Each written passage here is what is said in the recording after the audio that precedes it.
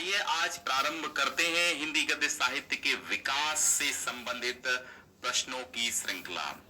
आज से हम आपको गद्य साहित्य के विकास पे जितने भी बहुविकल्पीय प्रश्न बनने वाले हैं अति महत्वपूर्ण, वो सब हम कराएंगे और साथ ही आपको गद्य साहित्य की जितनी भी विधाएं हैं उनसे संबंधित जो भी प्रश्न हैं और जो भी महत्वपूर्ण की हम बात करते हैं, अनर्गल प्रश्नों की बात नहीं करते हैं।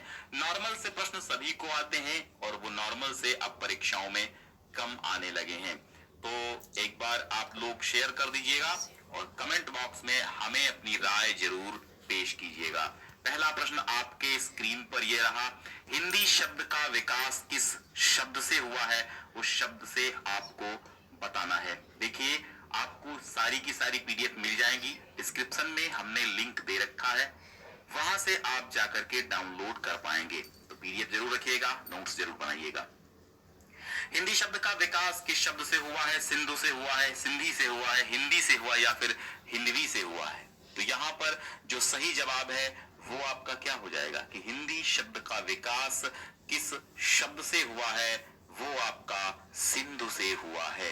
सिंधु हिंदू हिंदी हिंदी ऐसे चलता है। सिंधु को हिंदू कहा, सिंधु हिंदू, सिंधु हिंद हिंदी, फिर इसको हिंद कहा गया, फिर हिंदी कहा गया, फिर हिंदी शब्द की, इस प्रकार इसका क्रम चलता। सिंधु हिंदू हिंदी की हिंदी, सिंधु हिंद हिंदी की हिंदी। ठीक है, तो पहला सिंधु शब्द से हिंदी शब्द का विकास हुआ, हिंदी शब्द की उत्पत्ति हुई। दूसरा प्रश्न है, सिंधु का हिंद किस भाषा के अंतर्गत होता है?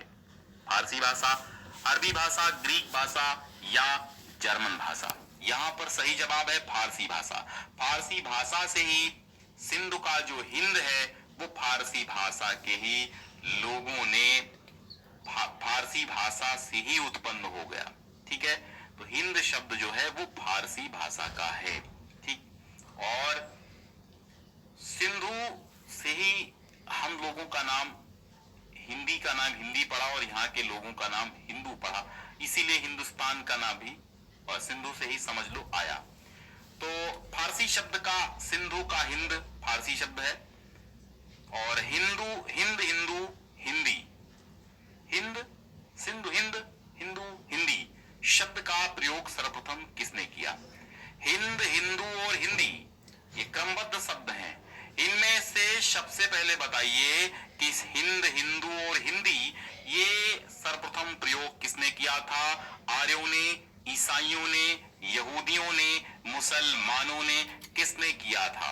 तो सही जवाब आपका यहां पर होगा कि यहां पर मुसलमानों ने, ठीक है, मुसलमानों ने सबसे पहले हिंदू, हिंदू और हिंदी आदि शब्दों का प्रयोग किया था।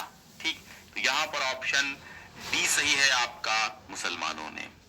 फिर आता है चौथा शब्द, चौथा प्रश्न, बजोया छठी शताब्दी के जबानी हिंदी में हिंदी शब्द का क्या अर्थ है? तो जबानी हिंदी में हिंदी का शब्द का अर्थ है भारत। ठीक है, जबानी हिंदी में हिंदी शब्द का अर्थ क्या है? हिंदी शब्द का अर्थ है भारत। और फिर अगले प्रश्न की ओर, खुसरो की खालिकबारी में भाषा के लिए किस शब्द का प्रयोग किया गया है? ठीक है, यानी हिंदी भाषा के लिए किस शब्द का प्रयोग किया गया है, भारत की भाषा के लिए किस शब्द का प्रयोग किया गया है? खालिकबारी खुसरो की है तो किस शब्द का प्रयोग किया गया है? हिंदवी, हिंदी, हिंदी या फिर इनमें से कोई नहीं? तो यहां पर सही जवाब आपका हो जाएगा हिंदवी। ठीक है, हिंदवी शब्द का प्रयोग अमीर खुसरो ने अक्सर किया है, खालिकबारी में किया है। फिर भाषा विज्ञान में हिंदी कितनी बोलियों का प्रतिनिधित्व करती है? प्रश्न भाषा विज्ञान पर आधारित है, ये मत समझिएगा कि हम 18 बोलियां लगा देंगे तो हम यहाँ पर सही सिद्ध कर देंगे, ये आप गलत हो जाएंगे। बात एक शब्द लगा दिया गया यहाँ पर भाषा विज्ञान, और जब ये पूछा जाएगा कि भाषा विज्ञान में हिंदी की कितनी बोलियां हैं, हिंदी कितनी बोलियों का प्रतिनिधित्व करती है, तो आपका सही जवाब 28, 8, 17 में से हो जाएगा आपका बी ऑप्शन, सही जवाब 8 हो जाएगा। क्या भाषा विज्ञान में हिंदी केवल 8 भाषाओं का प्रतिनिधित्व करती है? ये आप लिख लीजिएगा। ठीक है, ओके, समझ में आया? अभी देखिएगा, आगे बढ़िएगा। आपका कंफ्यूजन मिटेगा। व्यापक अर्थ में हिंदी कितनी बोलियों का प्रतिनिधित्व करती है? व्यापक अर्थों में, एक विस्तृत अर्थों में हिंदी कितनी बोलियों का प्रतिनिधित्व करती है? 8, 12 और 18, 4। अब यहां पर अगर आप लगाते हैं 18, 5 उपभाषाएं हैं और 18 बोलियां हैं, तो आप सही जा रहे हैं भाई साहब, गलत नहीं है। ठीक है, तो 18 व्यापक अर्थों में हिंदी की 18 बोलियां हैं। अगर भाषा विज्ञान नॉर्मली आपसे पूछ ले हिंदी की कितनी बोलियां हैं, तो आप 18 लिखेंगे। ऐसे अगर लगा दे कि भाषा विज्ञान के अंतर्गत हिंदी की कितनी बोलियों का प्रतिनिधित्व करती है, या हिंदी की कितनी बोलियों को लिया गया है, तो आप 8 लिखेंगे। ओके, आगे बढ़ते हैं। खड़ी बोली गद्य में रचना प्रारंभ होती है 10वीं शती से, 13वीं शती से, 14वीं शती से, 11वीं शती से। कब से प्रारंभ होती है? तो जब खड़ी बोली गद्य की रचना स्टार्ट होती है, तो वो कौन सी शती होती है? यहां पर सही जवाब आपका हो जाएगा 13वीं शती। बी ऑप्शन राइट है, 13वीं शती हो जाएगा। और राजस्थानी गद्य का आरंभिक रूप किस समय से मिलता है? 17वीं शती से, 13वीं शती से, 10वीं शती से, 11वीं शती से। राजस्थानी गद्य का 17वीं शती आपका राइट ऑप्शन है। यानी राजस्थानी गद्य का आरंभिक रूप जो है वो आपका नहीं, यहां पे रॉन्ग हम चले गए, सॉरी। जो हिंदी का समझिएगा, राजस्थानी गद्य का आरंभिक रूप किस समय से मिलता है? ठीक, तो यहां पर 10वीं शती आपका सही जवाब होगा। क्या 10वीं शती आपका सही जवाब है कि राजस्थानी गद्य का आरंभिक रूप मिलता है। और ब्रजभाषा गद्य का आरंभिक रूप मिलता है 14वीं शती से, 10वीं शती से, 11वीं शती से, या फिर 17वीं शती से। यहां पर आपका जो सही जवाब है वो हो जाएगा 14वीं शती से। ब्रजभाषा गद्य का प्रारंभिक रूप 14वीं शती से मिलता है। राजस्थानी गद्य मिलता है मौलिक और अनुदित ग्रंथों में, टीकाओं में, कवियों की निजी रचनाओं में, बीच बीच में टीका के रूप में, या उपर्युक्त सभी रूपों में।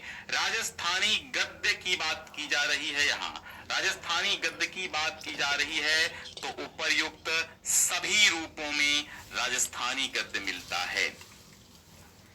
अगले प्रश्न की ओर चलते हैं और 12वां प्रश्न आपसे कह रहा है कि बताइए, चिल्ला चिल्ला के कह रहा है कि ब्रजभाषा गद्य की अखंड परंपरा चलती है भक्तिकालीन कृष्ण भक्त कवियों से, विद्यापति की पदावली से, गोरखनाथ से, लल्लू लाल से। बताइए, ब्रजभाषा गद्य की अखंड परंपरा कहां से चलती है? प्रश्न ब्रजभाषा गद्य का लिया गया है और कहता है कि ब्रजभाषा गद्य की अखंड परंपरा कहां से चलती है, कि वो निरंतर चली, ब्रेक नहीं लिया। तो सही जवाब क्या होगा यहां पर? भक्तिकालीन कृष्ण भक्त कवियों से ही चली ब्रजभाषा की अखंड परंपरा। ब्रजभाषा की गद्य पुस्तक श्रृंगार रसमंडन, बेहतरीन प्रश्न है, बहुत सिंपल सा है। श्रृंगार रसमंडन के रचनाकार कौन है? श्रृंगार रसमंडन के रचनाकार गोकुलनाथ, विट्ठलनाथ, बैकुंठमणि शुक्ल या फिर नाभादास हैं। श्रृंगार रसमंडन के विट्ठलनाथ हैं। बी ऑप्शन बिल्कुल आपका राइट है। और दक्षिणी हिंदी के गद्य की प्राचीनतम पुस्तक मिराजुल आशिकीन के लेखक, बहुत बढ़िया सा प्रश्न है, मिराजुल आशिकीन पूछा गया है। मिराजुल आशिकीन के लेखक कौन हैं? जबरदस्त प्रश्न है, टीजीटी पीजीटी के लिए एकदम ताबड़तोड़ प्रश्न है, जबरदस्त है, ये आपको मानना पड़ेगा। मिराजुल आशिकीन के लेखक कौन है? मुल्ला वजही, बंदा नवाज गेसूद्राज, कुतुब शाह या फिर सैयद हुसैन। मिराजुल आशिकीन, मिराजुल आशिकीन के कौन है? तो बंदा नवाज गेसूद्राज। यहां पर सही ऑप्शन होगा मिराजुल आशिकीन। ठीक है, मिराजुल आशिकीन किसकी है? बंदा नवाज गेसूद्राज की। और मुल्ला वजही की गद्य कृति कौन सी है? कुतुब मुश्तरी, शिकारनामा, सबरस और इनमें से सभी। बताइए, मुल्ला वजही की यहां पर गद्य कृति पूछी गई, तो जब मुल्ला वजही की गद्य कृति पूछी गई है तो आप क्या बताएंगे? सबरस। कौन सी है? सबरस। मुल्ला वजही की गद्य कृति सबरस है। आदिकालीन गद्य रचना कुवलय माला कथा के रचयिता कौन है? उद्योतन सूरी पर आप टिक कर दीजिएगा। रोडाकृत की रचना कौन है? राउरवेल। ये सभी जानते हैं शिलांकित कृति है राउरवेल रोडाकृति। ठीक है, रोडा द्वारा रची गई राउरवेल शिलांकित कृति है। तो आगे बढ़ते हैं। गद्य रचना है। किस आदिकालीन रचना में गद्य का प्रयोग हुआ है? उक्ति व्यक्ति प्रकरण में, कीर्तिलता में, वर्ण रत्नाकर में, या फिर उपर्युक्त सभी में? 18वां प्रश्न बहुत अच्छा है, ये पूछ रहा है कि आदिकालीन रचना में गद्य का प्रयोग हुआ है, किस रचना में हुआ है, ये पूछा जा रहा है। तो आपका जो सही जवाब है उक्ति व्यक्ति प्रकरण, कीर्तिलता और वर्ण रत्नाकर, या फिर सभी, ये पूछा जा रहा है। तो आपका जो सही जवाब है वो हो जाएगा आल आल आल सभी। उक्त व्यक्ति प्रकरण में भी गद्य का प्रयोग है, कीर्तिलता में भी है और वर्ण रत्नाकर में भी है। उक्त व्यक्ति प्रकरण दामोदर शर्मा की है, कीर्तिलता विद्यापति की है और वर्ण रत्नाकर ज्योतिरीश्वर ठाकुर की रचना है। ध्यान दीजिएगा। हिंदी गद्य का प्राचीनतम रूप किस भाषा के रूप में मिलता है? हिंदी गद्य का प्राचीनतम रूप किस भाषा के रूप में मिलता है?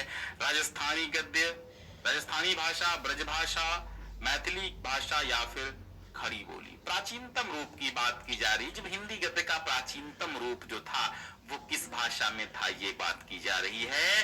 तो हिंदी गद्य का प्राचीनतम रूप आपका था राजस्थानी भाषा में। राजस्थानी भाषा इसकी सही हो जाएगी। आचार्य रामचंद्र शुक्ल ने खड़ी बोली गद्य की प्रथम रचना, खड़ी बोली गद्य की प्रथम रचना किसे माना है? चंद्र छंद वर्णन की महिमा। और लिखने वाले कौन हैं? लिखने वाले हैं कवि गंग। चंद्र छंद वर्णन की महिमा कवि गंग की आचार्य रामचंद्र शुक्ल ने खड़ी बोली गद्य की प्रथम रचना, प्रारंभिक रचना मानी है। आचार्य शुक्ल ने खड़ी बोली गद्य का प्रथम प्रौढ़ लेखक किसे माना है? आचार्य रामचंद्र शुक्ल ने खड़ी बोली गद्य का प्रथम प्रौढ़ लेखक किसे माना है? गंग कवि को, दौलत राम को, राम प्रसाद निरंजनी को, इंशाअल्लाह खां को, या किसी को नहीं? बताइए 21वां प्रश्न कह रहा है, गला फाड़ फाड़ के चिल्ला रहा है। 21वां प्रश्न, खड़ी बोली गद्य का प्रथम प्रौढ़ लेखक वो भी आचार्य रामचंद्र शुक्ल ने किसे माना है? किसे माना है? तो राम प्रसाद निरंजनी को माना है। आपका सी ऑप्शन बिल्कुल सही हो जाएगा। राम प्रसाद निरंजनी की रचना कौन सी है? भागवंती, प्रेम सागर, सुख सागर, भाषा योग वशिष्ठ। सही ऑप्शन है भाषा योग वशिष्ठ, राम प्रसाद निरंजनी। ओके, भाषा योग वशिष्ठ किसकी रचना है? राम प्रसाद निरंजनी की है। मिश्र बंधुओं ने हिंदी का प्रथम गद्य लेखक किसे माना है? मिश्र बंधुओं ने हिंदी का प्रथम गद्य लेखक किसे माना है? तो ये मिश्र बंधुओं के अनुसार आपको बताना है। तो अगर इनकी बात माने तो इन्होंने लल्लूलाल, राम प्रसाद निरंजनी, गोरखनाथ और ज्योतिरीश्वर ठाकुर में से गोरखनाथ को हिंदी का, समझिए, मिश्र बंधुओं ने हिंदी का प्रथम गद्य लेखक मिश्र बंधुओं ने गोरखनाथ को माना है। गोविंद राजगुरु ने भाषा योग वशिष्ठ को किस लिपि में लिखा हुआ बताया है? गोविंद राजगुरु ने भाषा योग वशिष्ठ को किस लिपि में लिखा हुआ बताया है? ठीक, तो यहां पर सही हो जाएगा गुरुमुखी लिपि। भाषा योग वशिष्ठ को किस लिपि में बताया है गोविंद राजगुरु ने? गुरुमुखी लिपि में। ध्यान रखना। दौलत राम जैन द्वारा लिखी गई गद्य की पुस्तक कौन सी है? सत्याग्रह प्रकाश नहीं है, विष्णु पुराण, हरिवंश पुराण, पद्म पुराण, वचनिका। तो पद्म पुराण का भाषा अनुवाद दौलत राम ने लिखा है। ठीक है, पद्म पुराण का भाषा अनुवाद दौलत राम ने लिखा है। और यहाँ पर जो सही जवाब है वो भी पद्म पुराण वचनिका है। इसी को पद्म पुराण का भाषा अनुवाद भी कह देते हैं। तो पद्म पुराण की वचनिका जो है वो भी दौलत राम ने लिखा है। आचार्य रामचंद्र शुक्ल के अनुसार ब्रजभाषा गद्य का सर्वप्रथम प्रयोग किसने किया था? ब्रजभाषा गद्य का सर्वप्रथम प्रयोग गोरखपंथियों योगियों ने किया था, कबीर ने किया था, सूरदास ने किया था, नाभादास ने किया था। तो इसका सही जवाब आपका हो जाएगा क्या? इसका सही जवाब हो जाएगा गोरखपंथी योगियों ने। आचार्य आचार्य शुक्ल कहते हैं कि ब्रजभाषा गद्य का सर्वप्रथम प्रयोग गोरखपंथी योगियों ने किया था। भाषा योग वशिष्ठ की रचना किस वर्ष हुई थी? 1818 में, 1741 में, 1781 में, 1766 में कब हुई थी भाषा योग वशिष्ठ की रचना? तो आपका सही जवाब है भाषा योग वशिष्ठ की रचना सन 1741 ईस्वी में हुई थी। बी ऑप्शन आपका सही है। दौलत राम ने हरिशेणाचार्य कृत जैन पद्म पुराण का भाषानुवाद किस वर्ष लिखा था? दौलत राम ने हरिशेणाचार्य कृत जैन पद्म पुराण का भाषानुवाद किस वर्ष किया था? ऑप्शन है 1818, 1766, 1741 या फिर 1781। तो सही जवाब आपका यहां पर होगा 1766। ठीक है, बी ऑप्शन सही है। दौलत राम ने हरिशेणाचार्य कृत जैन पद्म पुराण का भाषानुवाद सन 1766 ईस्वी में किया था। खड़ी बोली को अंग्रेजों द्वारा आविष्कृत किसने माना था? खड़ी बोली को यानी उन्होंने कहा कि जो खड़ी बोली है वो अंग्रेजों द्वारा आविष्कृत है, तो अंग्रेजों द्वारा आविष्कृत खड़ी बोली को किसने माना था? ये प्रश्न आपके सम्मुख है। तो आपका सही जवाब है जॉर्ज ग्रियर्सन। जॉर्ज ग्रियर्सन ने माना था कि अंग्रेजों ने खड़ी बोली को आविष्कृत किया है।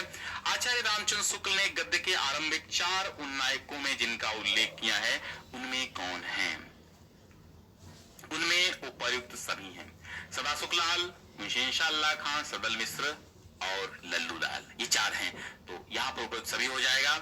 भागवत पुराण का अनुवाद सुख सागर नाम से सदा सुखलाल ने किया है, ये आप लगा लीजिए। सुरासुर निर्णय किसकी रचना है? सुरासुर निर्णय किसकी रचना है? तो सुरासुर निर्णय मुंशी सदा सुखलाल की रचना है। सुख सागर के रचयिता कौन है? सदा सुखलाल हैं। मुंतखबुत तवारीख, मुंतखबुत तवारीख, ठीक है, इसकी किसकी पुस्तक है? मुंतखबुत तवारीख किसकी पुस्तक है? दौलत राम की, सदल मिश्र की, इंशाअल्लाह खां की या सदा सुखलाल की? तो यहां पर आपका जो सही जवाब हो जाएगा वो सदा सुखलाल। मुंतखबुत तवारीख सदा सुखलाल की है। सदा सुखलाल कहां के निवासी थे? बहुत अच्छा प्रश्न है भैया। दिल्ली, आरा, आगरा या फिर लखनऊ? सदा सुखलाल कहां के निवासी थे? अब ऐसे प्रश्न, दिल्ली के निवासी से सदा सुखलाल। ज्ञानोपदेश पुस्तक के लेखक कौन हैं? सदल मिश्र, सदा सुखलाल, लल्लू लाल, राम प्रसाद निरंजनी। ज्ञानोपदेश पुस्तक के लेखक हैं आपके सदा सुखलाल। इंशाअल्लाह खां दिल्ली के उजड़ जाने पर कहां निवास करने लगे थे? मुंशी इंशाअल्लाह खां जब दिल्ली उजड़ गई तो लखनऊ में आकर बसे थे। कहां बसे थे? लखनऊ में। रानी केतकी की कहानी के लेखक मुंशी इंशाअल्लाह खां हैं। चलिए आगे बढ़ते हैं। 39वां प्रश्न कहता है कि रानी केतकी की कहानी किस शैली में लिखी गई? हमें शैली बतानी है। तो रानी केतकी की कहानी मुंशी इंशाअल्लाह खां ने हास्यात्मक शैली में लिखा है।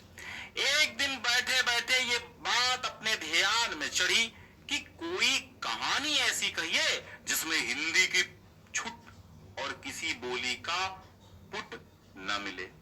हिंदी की छुट और किसी बोली का पुट न मिले। ये पंक्ति किसकी है? ये पंक्ति आपके मुंशी इंशाअल्लाह खां की है कि एक दिन बैठे बैठे ये बात अपने ध्यान में चढ़ी कि कोई कहानी ऐसी कहिए जिसमें हिंदी की छुट और किसी बोली का पुट न मिले। बस मुंशी इंशाअल्लाह खां ने लिखा। रानी केतकी की कहानी की भाषा क्या है? भाई भाषा पूछा है, भाषा। रानी केतकी की कहानी की भाषा खड़ी बोली है। उदयभान चरित के लेखक कौन है? उदयभान चरित के लेखक लल्लू लाल।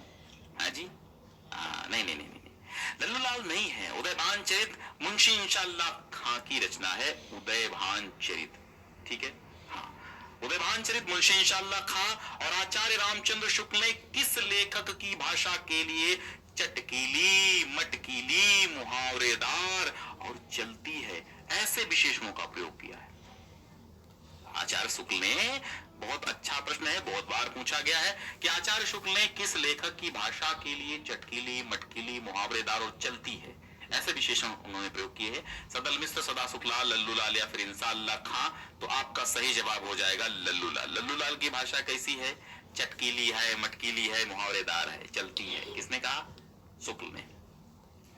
फोर्ट विलियम कॉलेज की स्थापना कब हुई? सन 1800 ईस्वी में फोर्ट विलियम कॉलेज की स्थापना हो गई थी। ठीक है।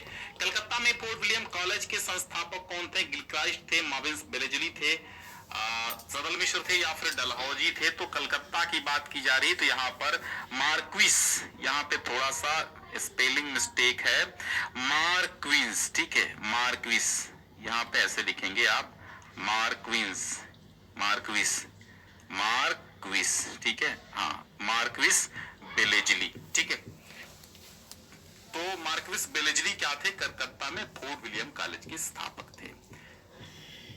फोर्ट विलियम कॉलेज की स्थापना का प्रत्यक्ष उद्देश्य क्या था, ये बताइए।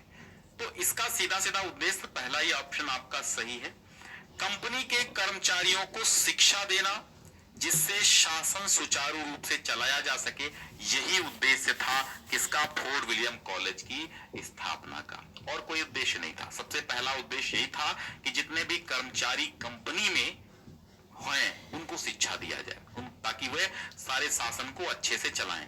फोर्ट विलियम कॉलेज में हिंदुस्तानी भाषा का अध्यक्ष नियुक्त किए गए। हिंदुस्तानी भाषा के अध्यक्ष कौन नियुक्त किए गए थे, ये प्रश्न आप बताइएगा। तो यहाँ पर गिलक्राइस्ट आपका सही जवाब होगा।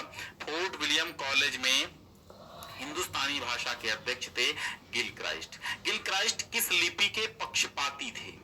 गिलक्राइस्ट किस लिपि के पक्षपाती थे? बहुत अच्छा प्रश्न है। तो ये रोमन लिपि के पक्षपाती थे। किस लिपि के? रोमन लिपि के।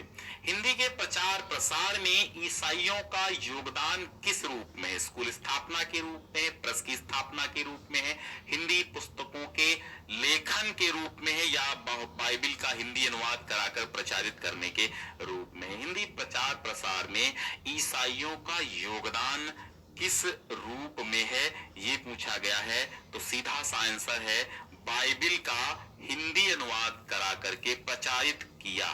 ठीक है, इन्होंने। फोर्ट विलियम कॉलेज में भाषा मुंशी कौन थे? तो लल्लूलाल भाषा मुंशी थे फोर्ट विलियम कॉलेज में। कौन थे? लल्लूलाल भाषा मुंशी थे फोर्ट विलियम कॉलेज में। और लल्लूलाल द्वारा लिखित कुल पुस्तकों की संख्या कितनी है? तो 11 पुस्तकें लल्लूलाल ने लिखी हैं। कितनी लिखी हैं? 11 पुस्तकें लिखी हैं। जितने ला हैं उनको दोगुना कीजिए। इसमें कितने ला हैं? इसमें 5.5 ला हैं, और लल्लूलाल में 5.5 ला हैं। 1 2 3 4 नहीं, 4.5 हैं। ठीक है, तो मान लीजिए 4.5 को 2 करके, 2 गुना करके 2 जोड़ दीजिए, 11 हो गया। कोई ट्रिक नहीं है ये, मतलब ऐसे ही बता दिया हमने।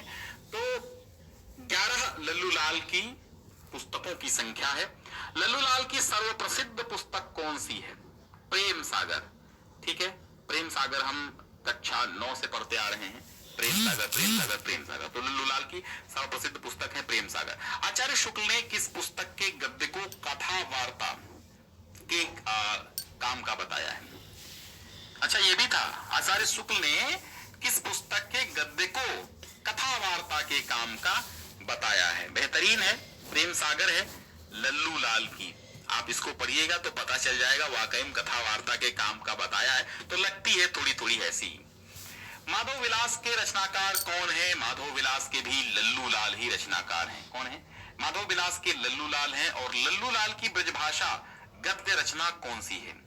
लल्लूलाल की जो ब्रजभाषा गद्य में रचना है वो कौन सी है? तो लल्लूलाल की ब्रजभाषा रचना राजनीति हितोपदेश आपका सही हो जाएगा। राजनीति हितोपदेश। ठीक है, राजनीति हितोपदेश लल्लूलाल की जो ब्रजभाषा की गद्य रचना है।